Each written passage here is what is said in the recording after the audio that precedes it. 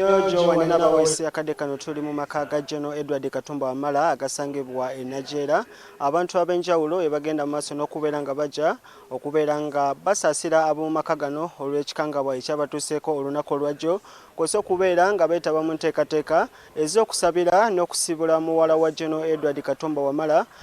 Brenda Wamala Nantongo eyafidde mu bulumbaganyi buno obwabakoleddwako olunaku olwajjo bwe yabadde ng'atambula ne kitaawe General Edward Katumba Wamala abagudde abazigwa abatanategeerekeka babakubye amasasi wali mu bitundu by'ekisaasi. Akadde kano enteekateeka ez'okuziika omugenzi zigenda mu maaso era akadde konna okuva kati tusuubira bakampani yakoze ku by'okuziika okubeera nga ereeta wano omulambo gwa Nantongo ate okusaba kutandike deni olunaku olw'enkya wasuubira okubeera nga ajja kuba aziikibwa mu bitundu by'emukono nga wabula nga tutegeezeddwako nti ajja kubeera nga aziikibwa abantu batono mu nteekateeka ey'okwerinda ekirwadde kino ekya ssennyiga corona, wabula nga abamu bo basobodde okubeera nga bajja olunaku olwaleero okwetaba mu kusaba okugenda okubeerawo olunaku olwaleero era ng'okusinziira ku nteekateeka tusuubira nti oba oliawo Ssaabalabirizi w'ekkanisa ya Uganda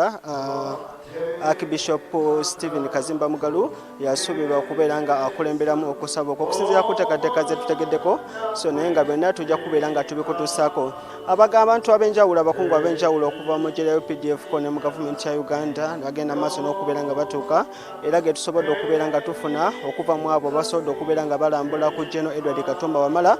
gyali mu ddwaliro batutegeezezza nti agenze ateererera ddala abasawo bamukozeeko basobodde okusinziira ku minisita eyali minisita ow'amayumba tutegeezezza nti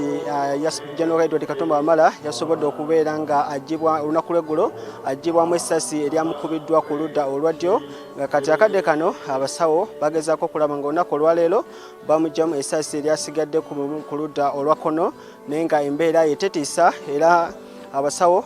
bagenda maaso n'okubeera nga bamukolako. Wabula tugezezzaako okubeera nga twogerako na bamu ku baana ba General Edward Katumba Wamala era bano batutegeezezza nti kitaabwe tebadde tebamumanyiiko obuzibu bwonna bw'alinako oba nti alina omuntu yenna gw'alinako obuzibu, alina omuntu yenna gw'awalagana naye nga n'olwekyo nabo ekyatuuse ku kitaabwe ekyabakubye wala era bwe batyo bawanjagidde gavumenti ya Uganda okubeera nga efulumya alipoota ku ttemu eryakoleddwa ku kitaabwe n'okubeera nga bakwata abantu abenyigidde mu bulumbaganyi buno okusobola okubeera nga bakangavvulwa nabo bennyini okusobola okubeera nga bafuna obwenkanya. So abantu ab'enjawulo bakyatuuka byonna ebinaagenda mu maaso wano tujja kubeera nga tubikutuusaako gye bujjako eyo. Amawulire gaffe gambuuze n'ageesigika ku ssaawa 4 nateeka akuzzeeyo ewaajjo wanina abaweesi tukyaliwo wano ekisaasi e Nigeria mu maka ga General Edward Katumba Wamala. Kale webale nnyo Robert Nestor Kayongo tutuusaako ensonga ezo nga bwe zitambula naye tukyagoberera ensonga eno era nga